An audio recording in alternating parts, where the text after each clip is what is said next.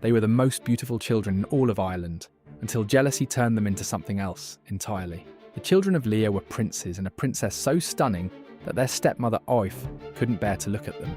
Her envy consumed her. She wanted them dead, but their father's protection spells were too strong, so she chose something worse than death. With dark magic, she transformed them into swans, but they kept their human voices. And when they sang, the world stopped. Their music was so hauntingly beautiful, it could heal the sick and bring peace to the dying. For 900 years, they were cursed to sing on 3 different lakes across Ireland. People still claim to hear their phantom songs echoing across the water, but when Christianity finally broke their curse, the children got their human forms back, and in that instant, they aged 900 years. Their bodies crumbled to dust.